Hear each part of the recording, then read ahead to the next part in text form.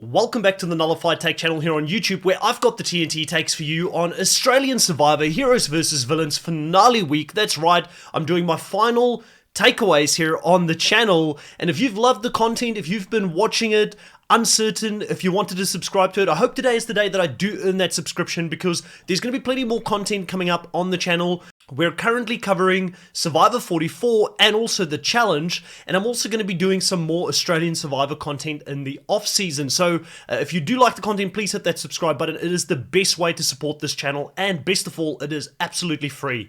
Let's get into the final takeaways here. Takeaway number one: we have a final three instead of a final two. We talked about it quite a bit on the podcast. We thought, due to the way that the jury was being set up, that we would have a final two. And I think also the contestants spoke about the potential of going to a final two for quite a long time. So for those of you that are kind of conspiracy theorists and maybe are suspicious about the fact that there's a final three, I had some of those same suspicions myself. I found it very interesting that we changed to a final three here last minute. I know they did have a final three the previous season as well, so maybe we shouldn't be as surprised, but I did wonder if they kept it a secret and if they made it a final three this close to the end to give George a better opportunity to get to the end. You can't really blame them if they did, because let's be honest, George was the only impressive player by the end left in the game and would have been the best player to win, in my opinion. I think it's undisputed that George has made this season what it is, and making it a final three meant that he was one step away from potentially getting to the end game. Takeaway number two: I really don't like the jury vote that Matt ended up winning in that first episode. That is something that I believe when a jury member makes it to the jury, they've earned their stay there until the end of the game. They earned the ability to see who is going to win the season. So I had a chat with Leroux Botha, who's the producer of Survivor South Africa, about a year ago, where I said to him, and I hope he remembers this because obviously a lot of people come at him with different information. I said to him, if they ever wanted to remove a jury member in the future again, because they did it in Immunity Island over in South Africa, rather bring back the nullifier and nullify a jury vote at the end after all the questions have been asked and after the jury has voted, because in that case you still get the same effect where there's one less vote in contention, but at least that person gets to sit through the end game. So not a big fan of it. Hats off to Matt though for playing the game for the first time this whole season, not wanting to budge when George wanted to vote Simon out, because Simon was someone that potentially he thought wouldn't vote for him. I thought Simon may have respected him, but I mean, obviously, I'm not out there. I don't know the hurt feelings that are between the two of them, and we only get to see a snippet of what actually happened on the island. But I thought Simon kind of admitted he was the only person who played the game, so I don't think Simon would have wanted to be a bitter jury if he was on the jury. But Matt does recognize that Shani isn't a vote for both him and Jerry, and that Shani would automatically vote for Liz if Liz did make it to the final three, which was always Matt's plan. So I was surprised that Matt didn't bring this up when they were asking him, when did you make your own move? Because Liz made her own move very late in the game, similar to how Matt made this own move very late in the game. I would have thought that it would have been comparable, but he really floundered at the end game, and we'll talk about that in a little bit. Takeaway number three: George, the king.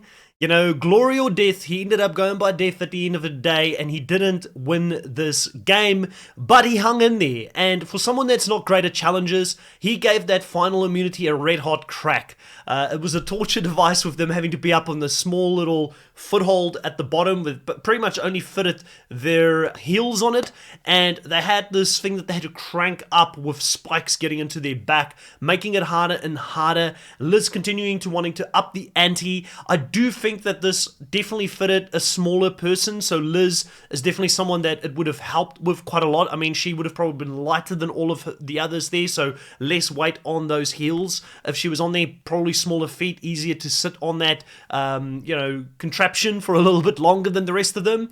And this is the counter argument, where I've seen an article come out this week to say that the game was rigged. One of the Australian producers came out apparently and spoke on So Dramatic podcast about it, that the game was rigged for George. But if they wanted to rig the game for George even more, they could have made this last one a puzzle or something different, but I think it would have been too obvious if that was the case. So maybe I'll talk about that article a little bit later on. I do think it's interesting. I do want to find out who that person is that said that it was rigged and if it was an actual producer or not. I heard some rumblings about this a couple of weeks ago, but I've kept it off the podcast as much as I could. But now that it's out there in public information, I might talk about that a little bit later on as a separate video. So let me know if you do want me to get into the potential rigging of Australian Survivor, if that is a thing or not. But hats off to George. George did a pretty good job here, hanging in for, I believe, over 3 hours. We all know endurance is not his thing. We all know challenges is not his thing. And it was really cool to see Kara go out there as his loved one. I love this friendship that they have. I love the fact that that has stayed true after the game. I mean, she was willing to put her own life in the game at jeopardy for George in the first season that they played. So it's great to see that this has become a real friendship outside of the game. Takeaway number 4, and this is a difficult one because I think Jerry is probably the nicest guy outside of the game, and I would probably have the meanest conversations with him. But as a fan, as a Survivor fan, as someone that wants to see people fight until the end of the game to try and win this game for themselves, it was very hard to see Jerry at the final 4 go and say, listen, I'll fall on my sword. I like you all too much. I don't want to vote against either Matt or George in this moment. I don't feel like I've got a chance to win. Let me bow out.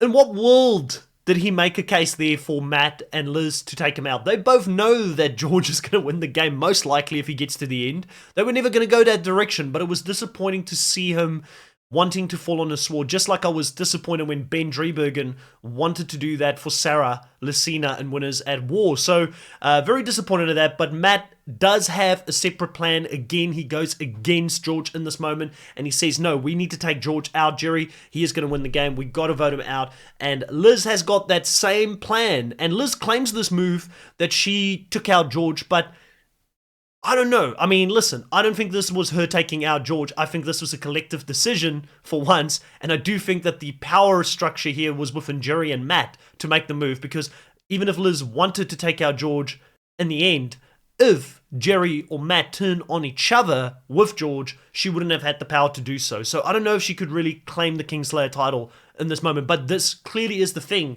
that made the jury vote for her in the end. Alright, takeaway number 5 here. Congratulations to Liz. She is the latest Australian Survivor winner. No one can say that she wasn't a battler throughout the season. She hung in there. She came in as a newbie player. And that's the crazy thing. We ended up with 3 newbie players at the end of the game. The returning players really dropped the ball. And maybe it's because George was such a disruptive force in the game and he just didn't think about the numbers in that way. And he did think that he could manipulate these newbie players all the way until the end.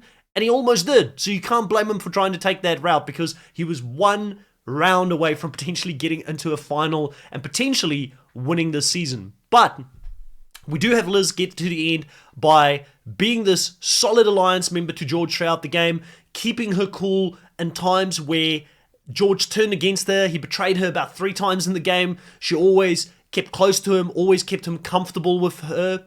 So a really good gameplay by her, and she fought really hard in the challenges. She did extremely well in the challenges, and no one can say that Liz is not a fighter in this game.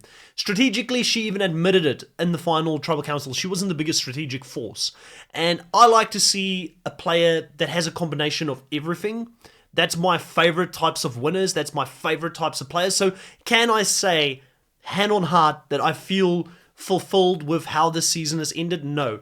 Can I say that this has happened to me before in Survivor? 100%. This is Survivor. Your favorite does not always win. But you've got to respect the win, and you've got to respect the jury's decision to vote for Liz to win. And I have to say, between the 3 of them sitting there at the end, she was the better choice, because I do feel like Matt and Jerry did less. I don't feel like they ever really questioned or went up against George toe-to-toe like Liz did. And she explained it extremely well in the final Tribal Council. She had the most coherent journey from the start to the end for the jury to follow and understand, because remember, they don't get to see the edited TV show like we do, so she actually explained the game from the beginning to the end. And to have so many of the heroes vote for her above one of the OG heroes really was telling at the end.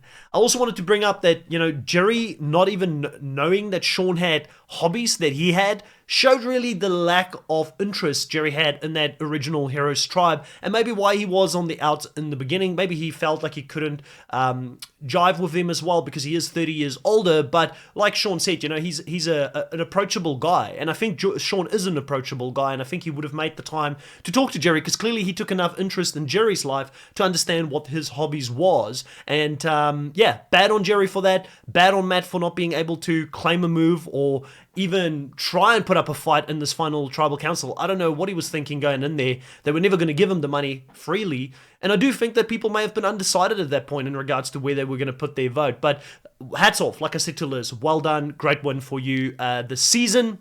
My final takeaways for this season is just talking about the theme itself. I was very low on heroes versus villains coming into this season. I was worried that it was a step too far for Australian Survivor to take because the heroes versus villains theme is a very popular one that a lot of people still look at now and say it's the best US Survivor season we've ever had. Did it live up to the heroes versus villains season for me of Survivor US? I don't think so. I think that there is going to be a lot of recency bias. I think there's going to be a lot of people that are going to say this is one of the top 5 seasons of all time.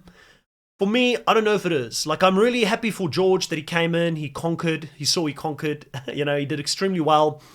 But I would have liked to have seen a few more great players there. Like, for me to be a great season, George needed to go up against good players. And I do think there were some good players with some potential this season, but they kind of went very early. Geordie went early, his mind wasn't fully in the game.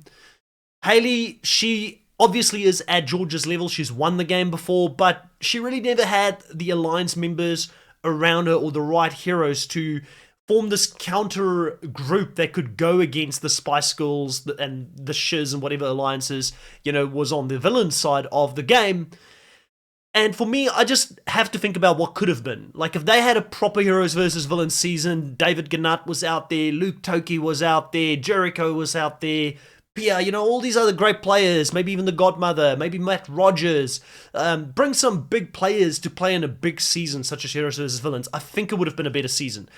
For me, it's not as enjoyable to see one person run circles around everyone. And I do think Australian Survivor maybe is realizing this a little bit now as well because they have gone back out to the public this time to get people to cast on the show. They're not necessarily just going to get Instagram influencers or people recruited into the game. You have to have that balance between recruits and people who actually understand the game so you can get interesting gameplay and it isn't as straightforward. Like, for me personally, there was no mystery in regards to how this season was going to end. I felt like I knew George was going to go deep from the start, and then it got to that point where I was like, okay, well, George is playing himself into 4th or 3rd spot here because no one's going to sit next to him in the final tribal council.